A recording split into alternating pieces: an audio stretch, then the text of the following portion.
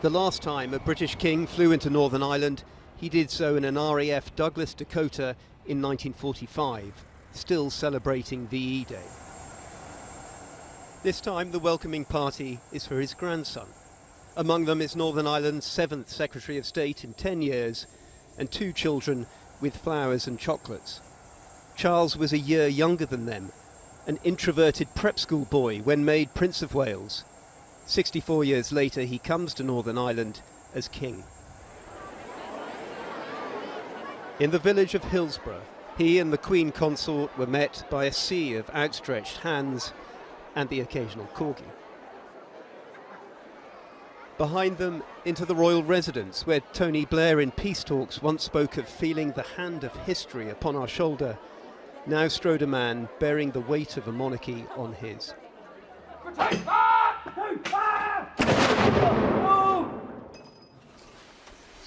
As the artillery fire faded, Northern Ireland's political leaders assembled for a collective message of condolence. It came from the Speaker of the Assembly, Sinn Féin's Alex Maskey, steeped in Irish republicanism, addressing the head of the British Armed Forces. More moments of history. Queen Elizabeth showed that a small but significant gesture, a visit, a handshake, crossing the street, or speaking a few words of Irish can make a huge difference in changing attitudes and building relationships. Her recognition of both the British and Irish traditions, as well as the wider diversity of our community, was exceptionally significant. In all of this, she personally underlined that one tradition is not diminished by reaching out to show respect to another. The King then spoke of his mother having seen Northern Ireland pass through momentous changes, with a nod perhaps to his late great-uncle Lord Mountbatten, killed by the IRA. Through all those years, she never ceased to pray for the best of times for this place and its people, whose stories she knew, whose sorrows our family had felt, and for whom she had a great affection and regard. And then this, on what he described as a dedication to her country. Now, with that shining example before me, and with God's help, I take up my new duties resolved to seek the welfare of all the inhabitants of Northern Ireland. Few would question how difficult these recent days have been for the new king. I just had a bit. Is it September the 12th? 13th, sir. Oh God, in the wrong day. And again today, there was more than a flash of irritation with a pen. Oh God, I hate this. No, look, it's going everywhere. So nobody got it wrong. Where is the man? No, look, it's everywhere. Can't bear this bloody thing. What do they do? Everyone's stinking. Thank you so much. Incredibly kind things that you said about my mother. Well, she played a great role here in terms of reconciliation and building peace. So. Earlier, he met the main party leaders. It was rich political imagery, but not in the place it should have been. Stormont Parliament buildings 15 miles away were bypassed today. Northern Ireland is still mired in arguments around its Brexit protocol and still without a functioning devolved executive. If the cheering crowds soften the realities of political failure, hard reminders of the past still linger, as the King, on this his 40th visit, knows well. Without doubt, this is by far the most significant of his visits yet to Northern Ireland, and for those here, perhaps the most memorable. But for many others, inevitably, in this part of the Union, such a day will be viewed in a very different light. As one perpetuating a British status quo and not the united Ireland they want. But for some of those we met by City Hall, today had been thrilling. What did you think of seeing the King just now? Oh, amazing, amazing. We just got a tiny glimpse, but really privileged to see him. So glad to see him here. Very touching, very moving. Bit of history being made today. Before the King left Northern Ireland, he attended a multi-faith service of reflection in Belfast's St Anne's Cathedral. The Prime Minister Liz Truss and her Irish counterpart joined a congregation hearing tributes to the Queen. The word which I think will be most associated with Queen Elizabeth and Ireland, North and South, is reconciliation. It was a theme throughout the day, and so this tour of the UK nations moves on. On Friday, the King will be in Wales. Well, a little earlier I spoke to the Reverend Harold Good, the former president of the Methodist Church, who in 2005 was one of 2 ministers who oversaw the decommissioning of the IRA's arms and guns. The Reverend Good was an influential figure when the Queen held a 4-second handshake with the then Sinn Féin leader in a move many believe cemented the peace process.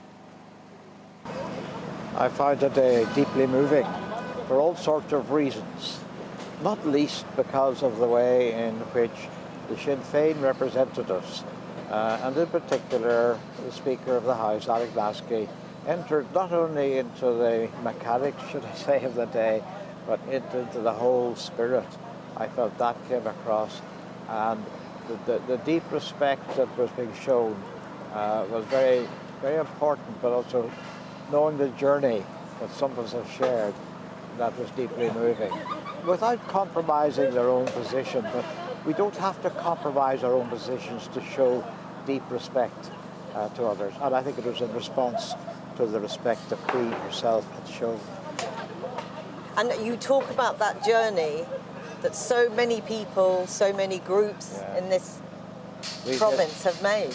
Absolutely. We've all been on journeys, and we have a journey to complete.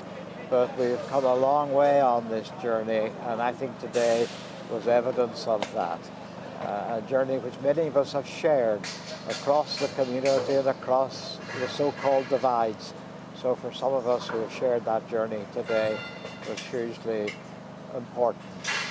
And how much do you think of a role did the Queen play in that journey that you talk about? Oh, hugely, hugely. I mean, we remember how when she came to Dublin, the Sinn Féin, for example, Irish Republicans, for their own reasons, didn't feel they could enter into that.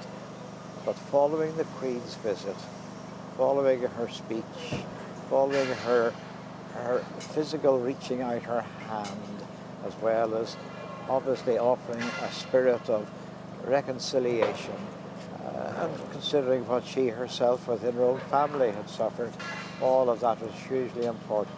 And we've got to continue on this journey. We've hurt each other both ways, and we need that handshake that she offered. We all now need to offer our handshakes to each other. Reverend Good, thank you very much for talking to us today. Thank you. Thank you.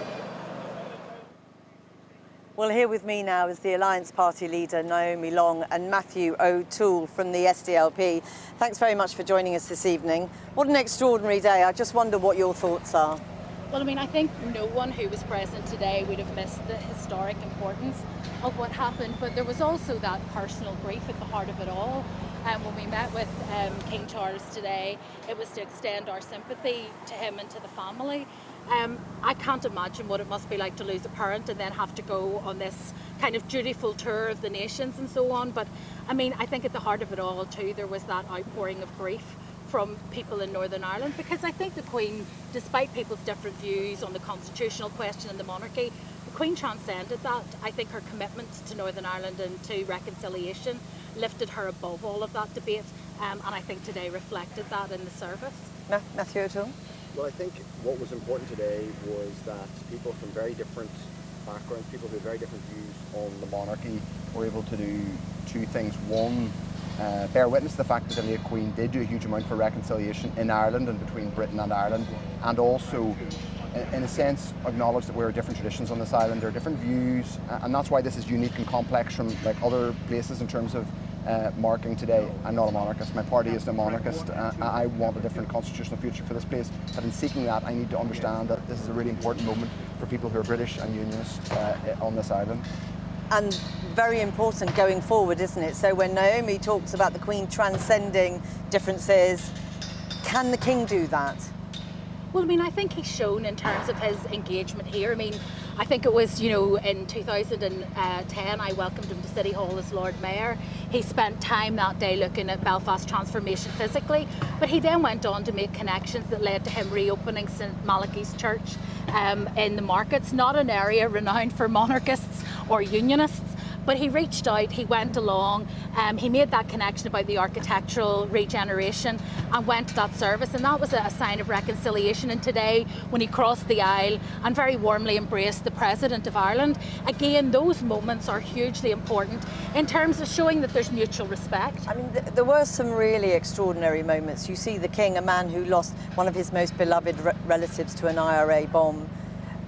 Condolences put to him in Irish by a man who was interned during the Troubles. Well, in a place like this, which is complex, what we need to do when we are doing right by the Good Friday Agreement that we all signed up to in 1988 is stretch ourselves and test ourselves to reach out the hand of reconciliation and do things that aren't always comfortable. There were parts of today that I didn't find that comfortable. I represent a left-of-centre party and I want a different constitutional future for the island, but the Queen did a huge amount for all traditions on this island in terms of building reconciliation. It was crucial that I and my party bore witness to that.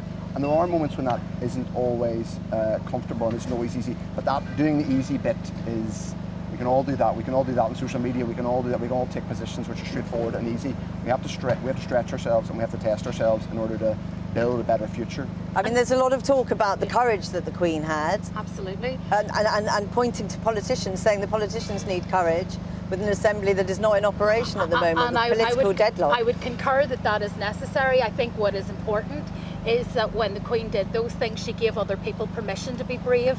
She gave other people permission to step outside the expectations people have and be able to do things differently. And I hope that as people reflect on what has been happening over the last number of days, they actually do reflect on how can we each be brave in our own political space to try to make things better for the future. Well, the symbolism of today was important in a couple of senses, but we shouldn't forget that there are issues at stake. There are big differences in terms of how people see the future, and ultimately those who have the responsibility to get back into government, and most notably that is the DUP at the minute, need to take those decisions. So symbolism is welcome and warm. But the substance matters. But the substance matters. Substance matters, but so does generosity, and we should never underestimate the power of a generous moment. But on that issue of substance, I just want to ask you, change is often frightening, and positions are, points of transition. We have a new king, we have a new government. Yes. Are you nervous about that in terms of Northern Ireland? Personally, I am nervous about it. I don't have a huge amount of faith, and I'm putting it diplomatically, in Liz Truss or her government. I think she seems to represent an escalation of some of the worst instincts of Conservative governments over the last number of years. I think the symbolic role of the Queen was very important. I think Prince Charles can play an important symbolic role, and I say that as someone who isn't a monarchist and seeks a different future for people on this island. But ultimately, what's important, I think, the lesson that we've learned in Northern Ireland is that you need to stretch yourself and work together, whatever your differences. Very briefly, Naomi Long. I think one of the lessons we've learned from our peace process is that sometimes the people needed to be able to sell agreement are those who have been most staunch in their position. So I suppose whilst I share Matthew's concerns about Liz Truss's government, I'm hopeful that perhaps people who have been so right-wing in their Brexit views and other things might actually be the right people to sell a deal with Europe to the people of Northern Ireland and get us back into government. A great deal more to talk about, but for tonight, thank you very much for joining us. Kathy. Thanks, Jackie. Well, now the Queen has made her final journey from Scotland to London to her home here at Buckingham Palace. An estimated 33,000 mourners filed past her coffin as it lay at rest in St Giles Cathedral for 24 hours. Thousands more waited outside as the coffin left Edinburgh by road, bound for the airport to be flown to London, accompanied by Princess Anne. Our Scotland correspondent Kieran Jenkins reports on the day's events. The coffin was carried from St Giles Cathedral to the sound of a lone piper, before thousands of hands came together in applause as the cortege wound through the streets of Edinburgh's Old Town. Past its famous castle, the Queen leaving the country she expressed so much love for over so many years. Through last night and today, for as long as they could, the public lined up to pass by the coffin, lying at rest.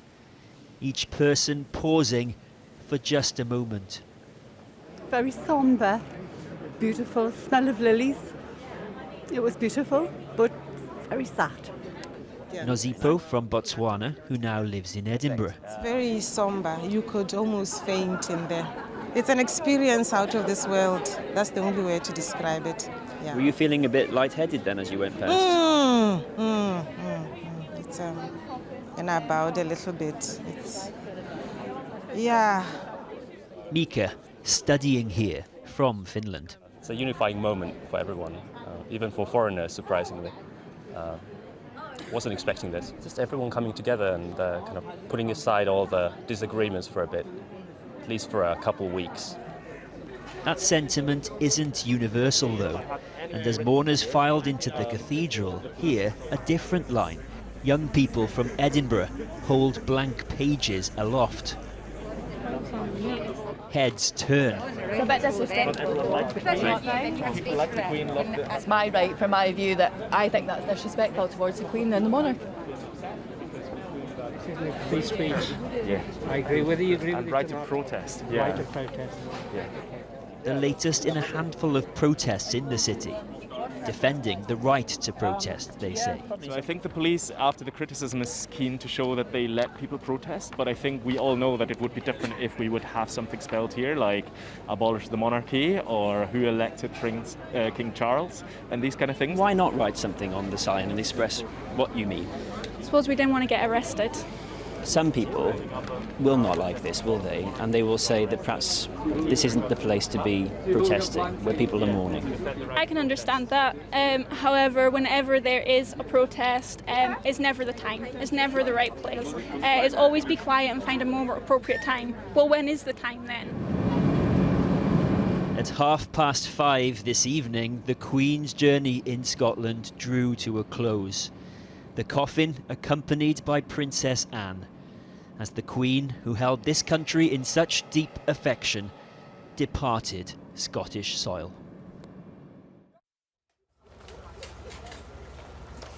Well, the solemnity of the royal pomp and pageantry has been punctuated here and there in recent days by protests from anti-monarchists. The police response has been to arrest some individuals for shouting or holding up signs, and that's prompted accusations that they're being heavy-handed and debate both about the extent of free speech and how they'll approach the unprecedented policing operation around Monday's funeral. Paul McNamara reports. A solemn procession through Edinburgh's silent streets, until silence is broken. The shouts are directed at Prince Andrew, the crowd's anger directed at the shouter. The 22-year-old man was then arrested and today charged with a breach of the peace. A day earlier and the proclamation of the new king. God save the king! But it was signage, not shouting, that police in Edinburgh had issue with. This Mexican woman's sign was in protest at imperialism inflicted on the global south, she says, and now has been charged with breach of the peace. Where the law stands in Mariangela's case will be decided at a hearing in 2 weeks' time. For now, though, the flowers, the tributes and the moments of reflection have been countless. The protests numbered just a few, leading many to question whether the police response has been heavy-handed. By and large, the vast majority of policing has been appropriate and proportionate, but people are allowed to protest. There are two areas where police will intervene. One is if they feel it's a breach of the peace. It was the Queen's peace, but obviously the King's peace now. And the second one is if there's threatening, abusive or insulting words and behaviour. And certainly there's been instances where that has happened, but on some occasions I'm surprised that the police have intervened. I was holding up a blank sign. Why are you asking for my details? You said you're going to write stuff on it that may offend people. I said I was going to write "Not my king" on a sign, and you asked for my details. It may offend someone. Who's that going to offend? What you're hearing is a man being stopped by the police for holding a blank piece of paper by Parliament because of what he might write on it. This is that man, Barrister Paul Powsland, and today he says had he written on that paper, he'd be well within his rights. The case law and the experience on the right to free expression versus the right not to be offended is pretty well established, and the police know what that is, and they just had to really abide by that. And that means if someone shouts out not who elected him at an event or holds up a sign saying "Not my king," it's clearly not a criminal offence and they should let it happen. There are some that say, OK, I understand that, but now isn't the time. I would say it's not that now isn't the time, it's that it's now isn't the place in some respects. So for instance, I personally wouldn't go and protest at the funeral or funeral processions or anywhere where there's mourning or grieving. I wouldn't go to Buckingham Palace at the moment. I wouldn't go to Westminster tomorrow when the Queen's lying in state because people are mourning. That's fine. The Metropolitan Police said today the public absolutely have a right to protest, and we have been making this clear to all officers involved in this extraordinary policing operation. The public reaction to protest, though, mixed. No, definitely not. Definitely no. not. This is to pay respect to the Queen and the family, and this is not a time for it. It's not the right time. Definitely not the right time. I don't think it's right for them to cause too much disruption, but they do have a right to have their voice heard. The right to be rude about the monarchy and the right to protest are centuries old. This is a cartoon from the reign of George IV. George IV was renowned for spending lots and lots of money, and this cartoon is showing the burden on British people as a result. But in the days after the death of a monarch, when emotions are raw and decisions are made in the heat of the moment, those rights are being tested. Right. Well, a short while ago, the plane carrying the Queen's coffin from Edinburgh has landed at RAF Northolt in West London, and we can see the cortege there moving along the road. We'll travel along from West London into central London. And here, I've got to tell you, even though it has been raining for hours now, there are thousands of people waiting to greet the Queen in that final journey. A kind of tapestry of multicoloured umbrellas here. People doggedly standing here, just wanting to catch a glimpse of the Queen returning here for the final time. Buckingham Palace, of course, the scene of so many pivotal moments in her life, celebrating the end of the war and her wedding, the numerous balcony shots of the series of Jubilee balcony appearances, and people are waiting here for that cortege to make its way through the central gates to Buckingham Palace. Well, I'm joined now by Donna Jones, who is the Police and Crime Commissioner for Hampshire and the Isle of Wight. Donna Jones, do you think the police have been heavy-handed in their response to, so people have been speaking out as they are entitled to do so? Have the police been heavy-handed? No, I don't think they have actually, and I think the Metropolitan Police are in a really invidious position. This is the largest scale police operation that London will have seen ever, or certainly in modern times. They are expecting millions upon millions of people. And one of the things that they are giving consideration to when they have got protesters is not only is it creating a public order offence, i.e. is there any kind of hate speech being used, but they're also thinking about the safety of the protesters. There is obviously the country is in a deep sense of mourning at the moment. There are a lot of people who are very upset by the passing of the Queen last week. And if there are protesters in large built-up areas with thousands of people around them, and they are causing or they are displaying anti-monarchy sentiment, there is a chance, from a public order policing perspective, those individuals could get hurt. So the police have not only got to try and prevent any hate speech from occurring, they've also got to keep crowd safety. That's obviously a really important thing for them. So we're looking at the people shouting out Republican sentiments are being arrested for their own safety.